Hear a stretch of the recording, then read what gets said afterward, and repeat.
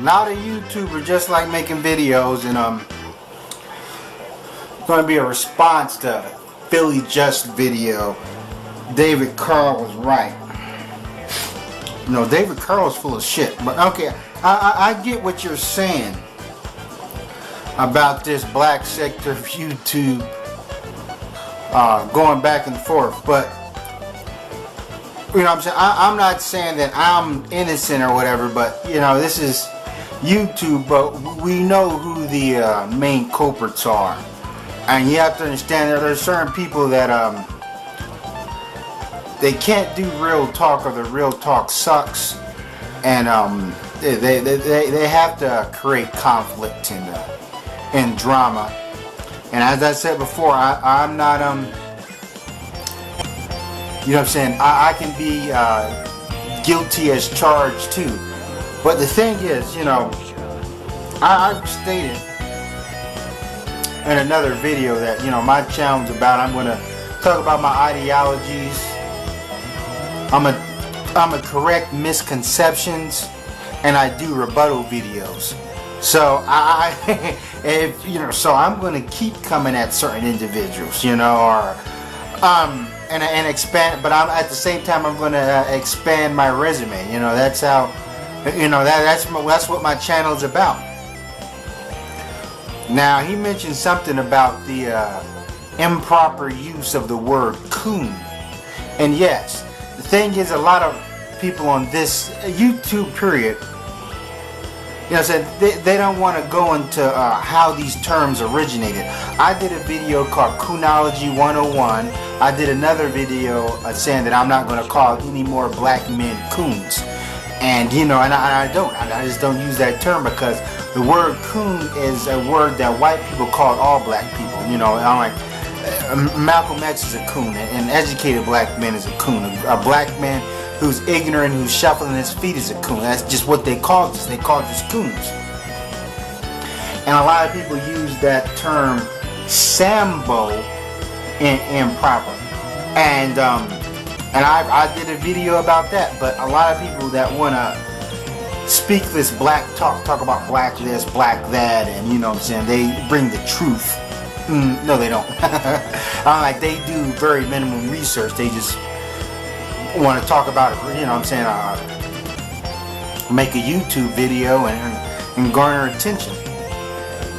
And the thing is, with the Painless Risons and the David Corralls, even Azrael the One, they do show a certain level of intelligence. I can see it in them. They just have warped views, you know. I can say that about the libertarian realist, who's a white racist. He has, you know what I'm saying, he definitely has a level of intelligence, except his views are just so distorted, and you know, and wrong. But a lot of these guys coming at him, they don't show that they have weak vernacular, and they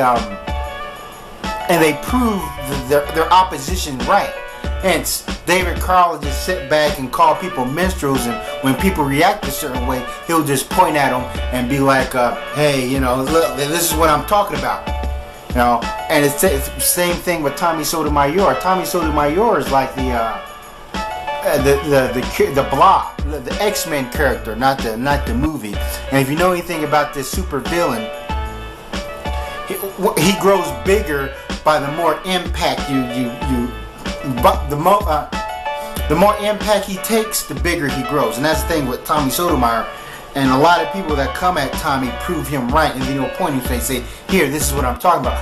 They kind of feed right into it, except, you know, recently Tommy has went up against a formidable opponent that kind of squashed him. And he did what a lot of people couldn't do, and that's what I was talking about Real Talk Solutions and Tyrone. I said, I was saying in my video that he's going about it the wrong way. You know, I'm like, there's a certain way you have to do it. You have to outwit them, and a lot of these people that, I understand you being mad at these quote unquote coons, as you're saying, but you maybe, I don't know, they're filled with anger, or maybe they're doing stuff for attention, and they don't understand how they contradict themselves. Hence, you're mad at Tommy for what he talks about black women, but these same dudes will turn around and call a black woman will also call black women a beast. I've figured out that a lot of people in this sector are secret Tommy fans. A lot of them, when they do their real Tommy videos, real talk videos, they echo the same thing Tommy says. I'm like, shit, they even echo some of the same things David Corrall says. So I said, a lot of people in this corner, they don't even have a fucking mind of their own. Yes, they're mad at what these guys are saying, but when it's time for them to form their own ideologies without mentioning somebody's name, I'm like, they sound just like them. They do this. I'm like, shit, well, why the hell are you mad at these guys when you know what I'm saying? I'm like, you're imitating them for the most part. Anybody who knows my real talk videos or whatever, because hence, I think that all my videos are real talk. My views are completely different. My views is, I look at with black people, I look at the glass as half full. This doesn't mean that black people don't need improvement, that we can't do better, but my stance is like Tariq Nasheed. You know, you criticizing blacks but don't want to criticize the system of white supremacy. And if you want blacks to get themselves together, you gotta first of all, you gotta get this jackboot off our necks. As I go into Gandhi and how Gandhi wanted to rid his country, his nation, of British colonial rule. But at the same time, his people, his Indian people, they had a caste system in place, and they were fighting among them. The Muslims and the Hindus were killing each other. So he had to deal with that. He had to say, "Hey guys, stop killing each other, but deal with the British boot." You see what I mean? And that's my stance. But still, with blacks, we have a unique situation here about, you know, what is black? You know, and you're talking about a group of people. Now the thing is, with what the devil, you know, has done. Well, first thing to do to really confuse people, you mix their bloodline up, you mix tribes up, you mix your blood with their blood, and so forth. So now with black people in America, you got a mixed up people. You got a dang near a new, what I'm saying, well, what's that word I want to use? I'm like, you have a new social construct, and people must get that was just created yesterday, you know, through slavery and a mixed bloodline. Like I was talking to one chat the other day, and I looked at him, and he identified with black people and so forth. He spoke, you know, ghetto ebonics, but he had long hair, like long straight hair. It was obvious this guy was Native American. He was part Native American. And I can even tell by the way he was dressed, you know. But you know, he was with a black chick. He identified with blacks. You know, I was just talking to him at a bar, and you know, his grammar and so forth. I'm like, but still, you have all these people that's going to just be were victims of colonialism, of oppression. You know, whether they're black, Native American, or whatever tribe they come from somewhere, New Guinea or whatever, and they're just gonna be tossed in this pot of black people, and it's genetically inaccurate. So it's easy for the black shamers that sit up there like, hey, you black people, you need to get yourself together, when he's literally just, they're wagging their fingers at a bunch of oppressed people, for the most part don't know their history, lost their culture, you know, and wandering around, and who are in a country that rejects them. And so, like, take the Native Americans, you know, you got white people, well, I got Cherokee in my blood, I got Cherokee. You know, back in the days, you know what I'm saying, it was SOS. Meaning shoot on sight with Native Americans. They consider Native Americans dirty type people or whatever. I'm like, he has completely looked down on them. And then once the Native Americans become such a non-factor, they wanted people who are talking about, I got Cherokee in my blood and all this other shit. No, these white people are full of crap. So, and that's the thing. And also, my videos towards white people, some of the rhetoric the Caucasians have been doing, have been getting a lot of views. Matter of fact, my videos towards white people is getting more views than any of my videos towards the foot shufflers. You know what I'm saying? Look at my white genocide video and so forth. And I know white people are watching my videos. I admit that people on this corner of YouTube, and the reason why I call it dilapidated, decrepit, and decadent, is they always talk about, oh, well, you know, we need to do positive things, the black community, the black community, the black community. You know, but then when somebody comes out with their roast videos cussing, acting like a complete ignoramus, acting like a complete slewfoot, they all clamor to his videos and comment and so forth. Whether they thumbs it up or thumbs it down, they get the most views, because I guess when it comes to roast videos, they're like energy drinks. You drink them, you get, you know, and then when it goes down, you're like, no, but what the fuck did I just watch? They're nothing. They're horrifyingly empty. But some of these guys just don't. I'm like, compare my real talk videos to theirs. I'm like, they use inaccurate terms. I got people have stated time and time again that they learned something when they watch my videos, because I do accurate research. You know what I'm saying? I read. When people are seeing stuff, I have an inquiring mind to go out and figure where these terms come from. I'm like, okay, wow, I didn't know this. So therefore, I'm going to do a video about this, you know, breaking it down. Of course, they get decimal views, but I you know, it's something I got used to. One of my best videos is Black Folks Religion. And I really went, and I even surprised myself with the knowledge I dropped in that video. I'm like, wow.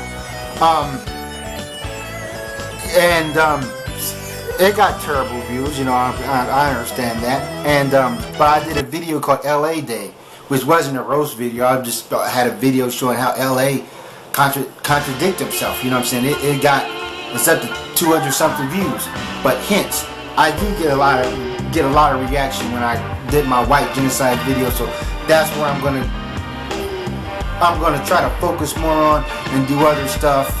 I'm going to talk about fast food. I'm going to go into more economics, and, you know what I'm saying, government issues, you know, Obamacare. But I do have a lot of those videos. People just don't watch them. I got a bunch of videos about government.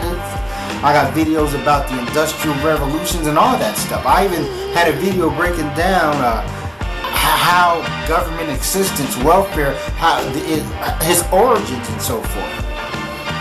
But people in this corner don't want, they're fucking semi-illiterate. They don't want to hear any sort of real talk or whatever. But also, you know, they just want to see people make a fool of themselves or whatever, because it's easy to comment on. I understand that in my videos, when I put such a bevy of information down, it's maybe hard to comment on it because it's foreign. It's foreign to their ears. There's also another guy who is smarter than me, Ethereal Impact, who does excellent videos. I'm like, you got to break out a dictionary and a thesaurus just to figure out what he's talking about. You know, he doesn't get that many good reviews. Now, going into painless risen, and you know, and I understand what Philly just said, that painless risen doing this for attention, and then what happened. Everybody makes videos about him, but my thing is, even if painless risen is not sincere in what he says, and he's doing it, you know what I'm saying, just for a knee-jerk reaction, it still makes it bad. I'll have more respect for him if he actually did believe this, rather than he's saying this just to ruffle our favors, ruffle our feathers, or to chip our ass. But you know what I'm saying, every action deserves a reaction. And there was a time when alright, Painless did like 20 Trayvon Martin videos back to back. And then there was a time when people was leaving Painless alone. They wasn't just watching. He still had a strong white following, Republican following. But I just moved over to his channel, and he was just saying all sorts of outlandish shit. This is what inspired me to make my video, Painkiller 1, The Burial of Painless Risen. He said stuff like European culture superior to African culture. He was saying, he was saying this just to get us to flare our tempers. But nobody was really paying attention, well, at least not this side. And I made that video, and I just sound edits of what he was saying, and that's why my first Painkiller video got such good reviews that people kind of forgot about him. Like, oh yeah, it's Painless. He's up to it again. Now Painless took down his original channel because I guess he or whatever. Because I don't know. But then he started another channel where he showed his face with glasses, and then he was actually making some sense. I was going to, and people don't know about this other channel that he had, and I guess he was just getting terrible views. And then now he has this new channel where he don't show his face, where you see the boxing glove on the tables, and and he doesn't show his face because he doesn't want people, you know what I'm saying, grafting his videos or whatever. You know what I mean, sketching over him with graphite, and proving what he says. But he went right back to that hardcore rhetoric. You see what I mean? It's like there was a time where he kind of stopped it, where he just wanted to do, even though he all had Republican views, he just wanted to kind of be more mellow, but it wasn't working out for him. And also with these guys, you know, Painless Risen, David Corrall, they're not innocent themselves. And many times when people were just going at Tommy Sotomayor real hard, they stepped into the equation. Acqueezy 100 did that. They stepped into the equation to defend Tommy Sotomayor and to talk about his distractors, calling them a bunch of minstrels or whatever, a bunch of lames, these soft gooey lames. We wasn't even talking about them. We was going against Tommy Sotomayor, and you know, and Tommy Sotomayor never defended anybody. You know what I mean?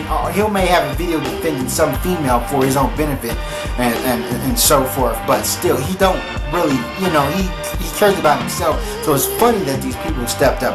It's like when Tyrone Thompson, you know, 100,000 men against Tommy Sotomayor, and then, you know, David Corrall threw his hat in the ring and said, oh, why don't you guys talk about world star hip hop? So these guys are in this. They watch what we do, and we really. And then they react to it, and then we come back and react to them, and then they say, oh, you're using our names, you're using us to get views. I'm like, no, you said something to react. But hence, this is YouTube, and it's a hobby, you know, it's sort of fun, but, you know, me as myself, you know, people already know what my channel's about, but I do agree, people in this sector are not really interested in real talk video. But then again, I look at them and I say, man, some of these dudes doing real talk video, their real talk video is terrible. I'm like, a lot of people in this sector are female haters. they don't like women, you know, so they have their gripes with black women, and then they'll turn around and be like, Tommy was right. And you'll, I agree, Tommy's right. Tommy's right on certain things, but his stance on black women is wrong, or it's debatable, to say the least. Alright, that's all I want to say. Thanks for watching it. Sally forth.